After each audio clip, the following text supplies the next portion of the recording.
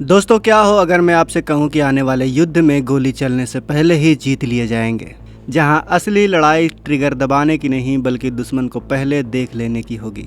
सोचिए, अगर कोई देश आपकी हर चाल, हर उड़ान, हर मिसाइल लॉन्च को पहले ही पकड़ ले तो क्या आप कभी उसे चौंका पाएंगे?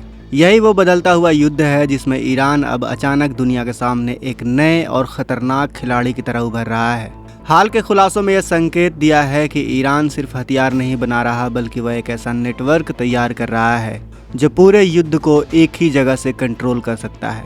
अब सवाल है कि आखिर ये नेटवर्क है कहाँ पर और क्या चीज़ है? तो वीडियो के अंत तक बने रहिए, क्योंकि आज की ये जो वीडियो है वो बहुत ही धमाकेदार होने वाली है। क्योंकि आज की इस वीडियो में जो अमेरिका की सुपर पावर की धमक है, दादागिरी है, उसके बारे में हम बताएंगे कि वो कैसे कागजी शेर है। तो बने रहिए वीडियो के अंत तक। लेकिन वीडियो में आगे जाने से पहले इस वीडियो को लाइक कीजिए और कमेंट बॉक्स में जय हिंद जरूर लिखिए। याद रहे, जय हिंद कहना हम सब के लिए गर्व की बात है। दोस्तों, मध्य पूर्व में तनाव कोई नई बात नहीं है, लेकिन इस बार मामला बिल्कुल अलग है। पहले जहां चर्चा सिर्फ परमाणु कार्यक्रम या पारंपरिक हथियारों तक सीमित थी, अब फोकस पूरी तरह शिफ्ट हो गया है हाईटेक सर्विलांस और कंट्रोल सिस्टम पर। अमेरिका, रूस और चीन जैसे बड़े देश लंबे समय से इस क्षेत्र में अरबों डॉलर का निवेश कर रहे हैं, लेकिन अब ईरान भी इस रेस में तेजी से आगे बढ़ता नजर आ रहा है। सवाल ये है कि क्या ईरान ने सच में इतनी बड़ी तकनीकी छलांग लगा ली है या यह सिर्फ एक रणनीतिक दिखावा है? आधुनिक युद्ध का सबसे बड़ा सच यह है कि जानकारी ही असली ताकत है। अगर आपके पास दुश्मन की हर मूवमेंट का डाटा है तो आप बिना गोली चलाए भी उसे कमजोर कर सकते हैं। इसी वजह से ISR यानी intelligence, surveillance and recognisance system आज हर देश की सबसे बड़ी प्राथमिकता बन चुका है और ईरान भी इसी दिशा में तेजी से काम कर रहा है। यहीं पर सामने आता है ब्रेवी A50, जिसे उड़ता हुआ रडार स्टेशन भी कहा जाता है। यह विमान खुद लड़ाई नहीं करता, लेकिन पूरे युद्ध क्षेत्र की निगरानी करता है। इसके ऊपर लगा रडार सिस्टम 350 डिग्री से स्कैन कर सकता है और सैकड़ों किलोमीटर दूर तक टारगेट्स को पहचान सकता है। डिफेंस एक्सपर्ट के मुताबिक यह सिस्टम एक साथ कई टारगेट को ट्रैक कर सकता है और फाइटर जेट को रियल टाइम में गाइड करता है। यानी यह हवा में बैठा एक ऐसा कमांड सेंटर है जो हर फैसले को प्राथमिकता देता है और जिसके रहते दुश्मन की कोई भी चाल छुपी नहीं रह सकती। लेकिन कहानी सिर्फ इतने भर से सीमित नहीं है दोस्तों। समुद्र में भी एक खामोश लेकिन बेहद अहम खेल चल रहा है। हाल ही में ईरान के आसपास एक स्पेस ट्रैकिंग जहाज देखा गया है जिसे चीन की युआन वांग सीरीज का हिस्सा माना जाता है। यह जहाज पारंपरिक युद्ध के लिए नहीं बल्कि मिसाइल और सैटेलाइट ट्रैकिंग के लिए बनाया गया है और इसकी रडार तकनीक इतनी उन्नत है कि यह हजारों किलोमीटर दूर तक की गतिविधियों को बड़े ही आराम से मॉनिटर कर सकता है। कुछ रिपोर्ट्स तो यह भी बताती हैं कि ऐसे जहाज एक साथ सैकड़ों ऑब्जेक्ट को ट्रैक कर सकते हैं, यानी ऊपर आसमान में उड़ता रडार और नीचे समुद्र में तैरता स्पेस ट्रैकर। ईरान दोनों मोर्चों पर एक साथ नजर रख रहा है। सोचिए दोस्तों, दुश्मन अगर 1000 किलोमीटर दूर से 10 मिसाइल भी फायर करता है और उसे पहले ही पता चल जाता है कि दुश्मन ने हमारे ऊपर 10 मिसाइल फायर कर दी है जिसे पहुंचने में पौन घंटा 1 घंटा लग सकता है, तो जिस देश पर हमला हुआ है और जिस देश को पता है वो पहले ही अपनी तैयारी पूरी कर लेगा, उसे इंटरसेप्ट करने की कोशिश करेगा, उसे ट्रैक करने की कोशिश करेगा और 1 घंटा होने के कारण उसे बड़े ही आराम से इंटरसेप्ट करके उसे टारगेट कर सकता है। अब आसमान की बातें करें तो ड्रोन टेक्नोलॉजी ने इस पूरे गेम को बिल्कुल नए स्तर पर पहुंचा दिया है। हम सब जानते हैं कि ईरान के पास मौजूद हाई एल्टीट्यूड ड्रोन 17 किलोमीटर तक की ऊंचाई पर उड़ सकते हैं और लंबे समय तक निगरानी भी रख सकते हैं। दिलचस्प बात यह है कि इनका डिज़ाइन काफ़ी हद तक अमेरिका के RQ-50 ग्लोबल हॉक जैसा लगता है। यह ड्रोन दुश्मन के इलाके की तस्वीरें लेते हैं, गतिविधियों को रिकॉर्ड करते हैं और लाइव डेटा सीधे कंट्रोल सेंटर तक भेजते हैं। इसके साथ ही ईरान का खुद का विकसित किया हुआ अबाबिल UAV भी इस नेटवर्क का अहम हिस्सा है, जो सिर्फ निगरानी ही नहीं करता बल्कि ज़रूरत पड़ने पर हमला भी कर सकता है। इसकी सबसे बड़ी खासियत यह है कि इसे बिना बड़े रनवे के भी कहीं से भी तैनात किया जा सकता है। एक्सपर्ट का मानना है कि ईरान एक डिटरेंस स्ट्रेटजी यानी भय की रणनीति पर काम कर रहा है। जब किसी देश को पता होता है कि उसकी हर गतिविधि पर नज़र रखी जा रही है तो वह हमला करने से पहले कई बार सोचेगा।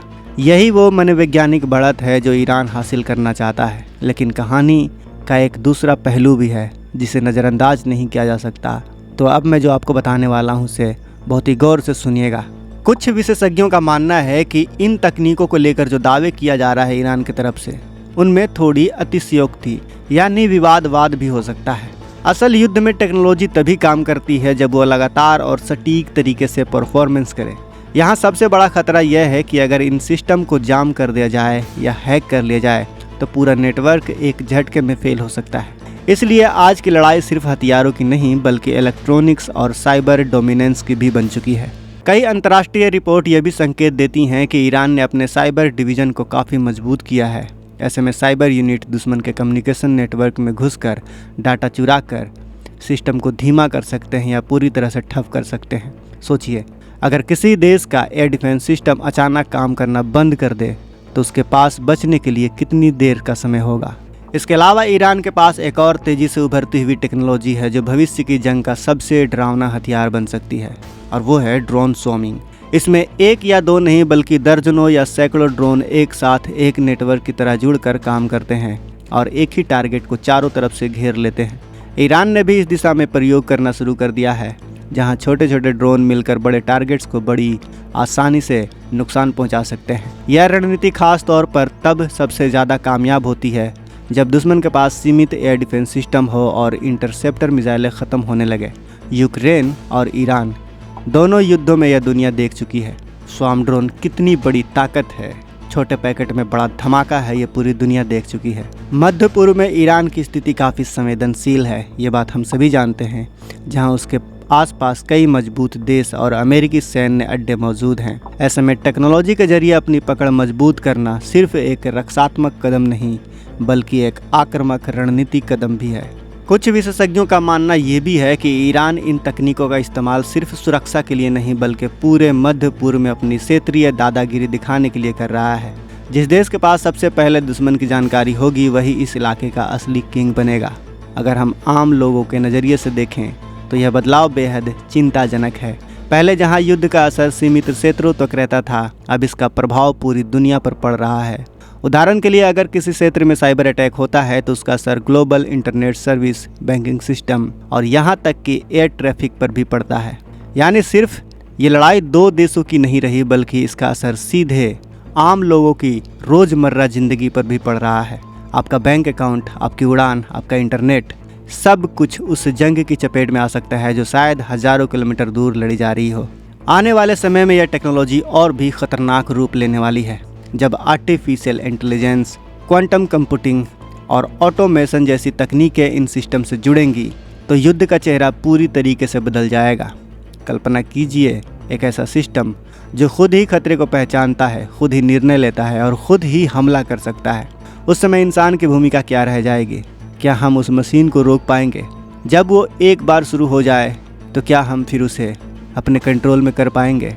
क्योंकि आने वाला जो वक्त है दोस्तों वो AI बेस्ड होगा, आर्टिफिशियल इंटेलिजेंस वाला होगा।